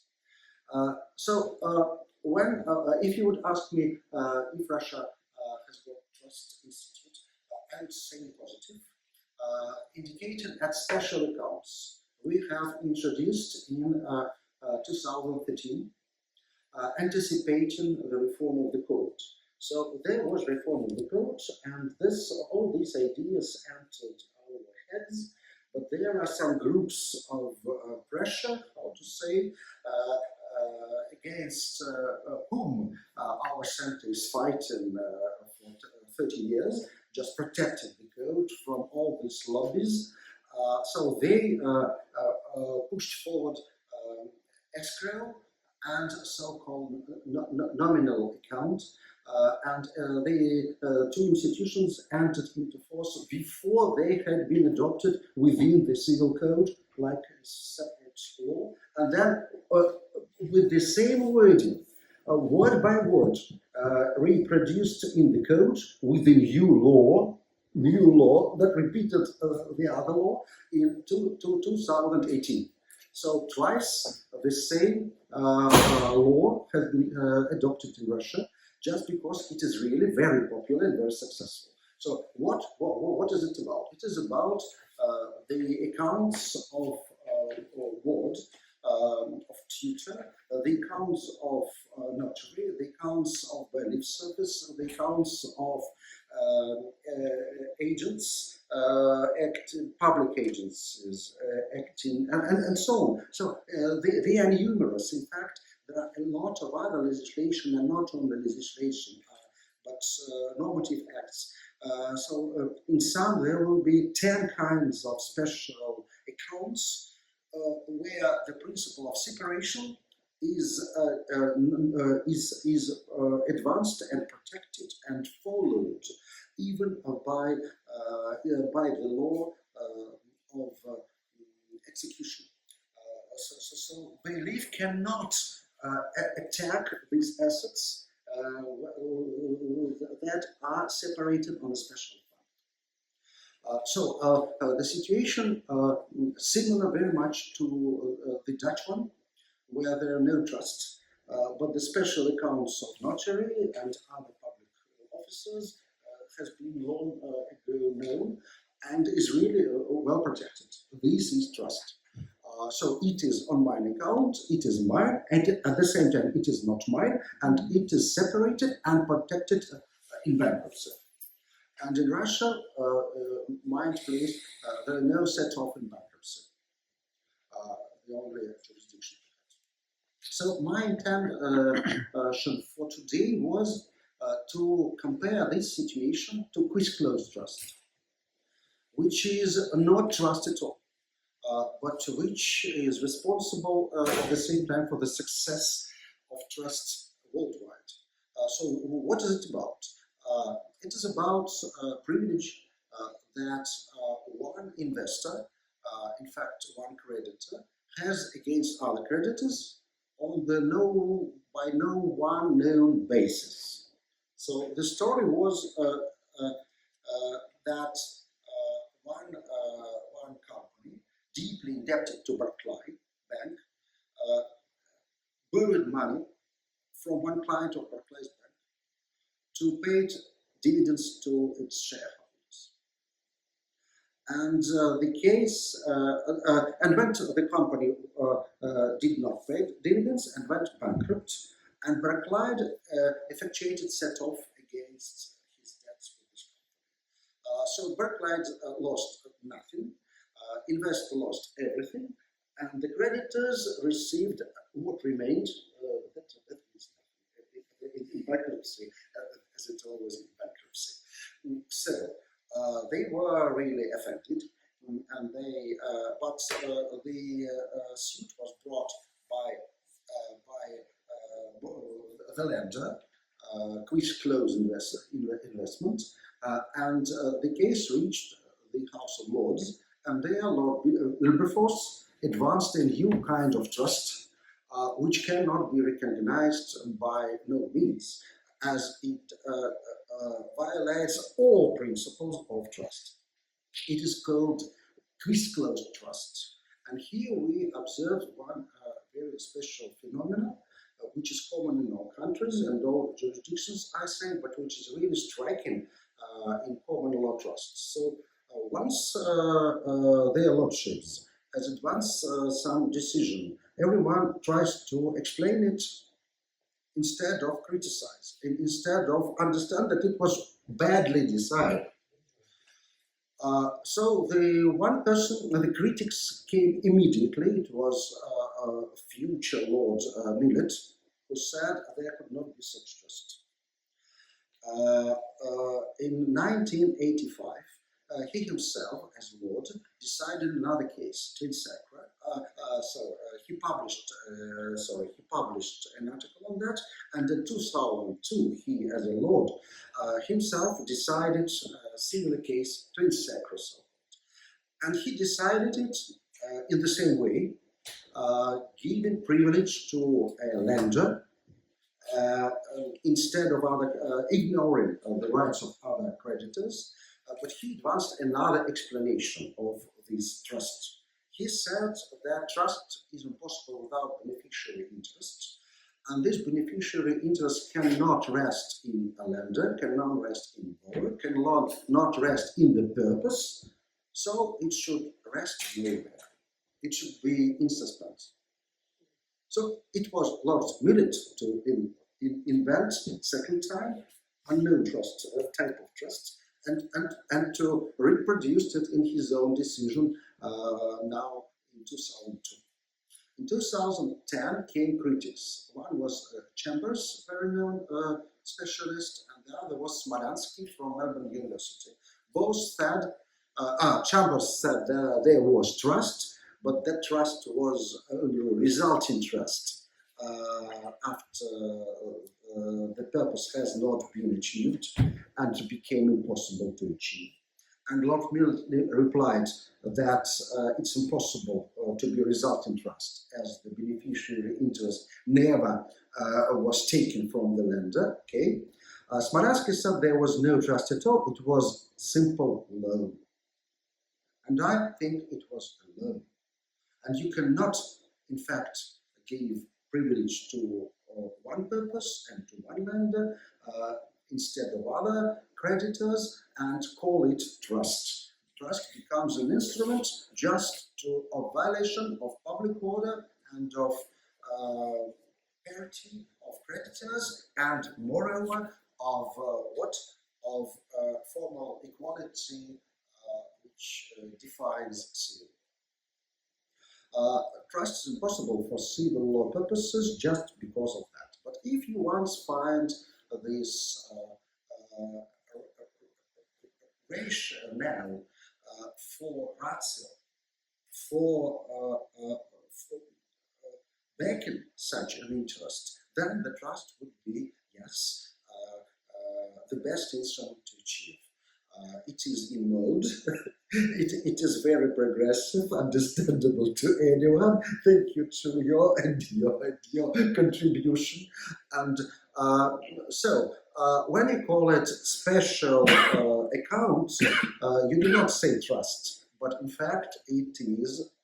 And when there is a good background backing this privilege, then no one would protest, and it will be welcomed even in civil law jurisdiction. So thank you so much for your attention. Thank you very much. So this, we have just a few more minutes. I can ask you a question. This idea that there should be a beneficiary, and that the beneficiary should be in some way recognizable. Doesn't that brings back issues of standing in cases, for example, in which we try to use a trust for purposes of future generations' interests or environmental sustainability or whatever we want to do with the purpose cannot be made in the beneficiary, or can the purpose be made in the beneficiary? That would be my question. I've got an answer. You started with this wording that trust is against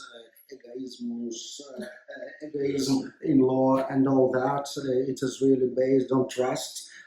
Yes, it is, but mind that it was born in deep feudalism where there are no entries at all, but that it somehow affects and even shapes the idea of private property, which is not about egoism, but represents a societal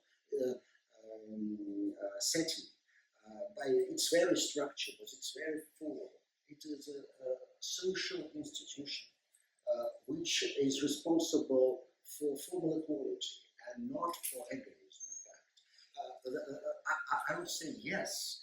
And all these requirements of definitives in trust, there should be definite assets, definite beneficiary, all these definites, they are nothing but definitions of property law. Property law cannot exist without subject. So the necessity of beneficiary is an aspect of property as such. Yes, it reveals its subjective intent that is, I think, which embodied this very structure. Let me then rephrase the question. Would a non-human be a possible beneficiary? Oh yes, sure. Would that be under the label beneficiary, or would that be under the idea of purpose? I would say that the societal idea, the societal end of law can be effectuated, yes, by an individual, by a person traditionally recognized. But this very idea would benefit to the idea of beneficiary, sorry for this wording, and that enlarge our understanding of property. Property is not only about patrimony and assets. Property is even about our hopes and futures and that. Yeah, it's about it's a way to introduce a social function of property. That was basically what I was trying to see. Maurizio, can you come here, because I'm deaf, becoming old, and we haven't seen each other for a long time. And I want to compliment you first of all. Compliment you so much. I want to take to start from what you said was the anti-principle stance. You said this is no trust. Can very well be said. Point is, as I said in my speech before,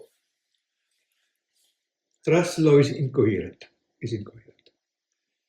And the court raised to the specific questions and give answers to these specific questions without bothering with the legal theory. Without bothering with legal theory. Which we civilians do, which we, you and us, and we do.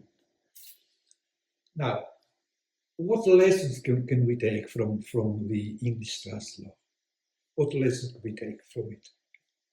Specific solutions. You mentioned notaries, professionals, that is a specific solution, easy enough. We too need to have a similar law now. With about 3 or 4 years ago, I said for sort of escrow accounts with notaries, similar to what you have in Russia. But more generally, how far can we go towards aping or imitating the English? How far can we go? Not much, I think, not much. But let us try to understand, what is the secret? This is a question I put towards the end of my speech before, the secret. Now, you do know that trusts began with a reference to conscience. The Chancellor had the code of conscience. And still, judgments, recent judgments, refer to obligations of conscience. It's still alive. Conscience is still alive. While your law and our law create a distinction between conscience, which is outside the law, outside, has to do with ethics, with religion, whatever, not with law. Trusts still have conscience. We must ask ourselves, okay, what can we do to obtain the same flexibility that conscience creates? Same flexibility. We civil lawyers are not given to flexibility. We are given to structures, you see, rigid, with solutions, rigid. Trusts win because they are flexible. So how can we, not a flexible civilization, create something flexible enough to compete with trust? That is the challenge at this time. Can a foundation create a trust? It is to say, can you take the estate of a foundation and separate part of it in order to make a trust? Yes, but Also in Italian law? Yes, the foundations now are governed by rigid regulations. Exactly. Would the rigid regulation allow a foundation in Italian law today, as we're talking, same question I would ask you, to separate part of its fund in a trust? You could do that.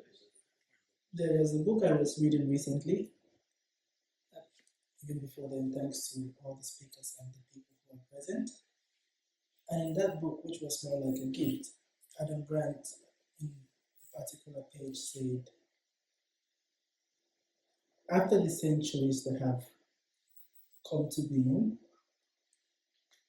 the Roman Catholic Church appointed the Promoter Fidei to argue against the Advocatus Dei. And humanity has since then witnessed so much progress with social sciences. The question from the thematic issues discussed is whether trust law as operates in any of the several countries or jurisdictions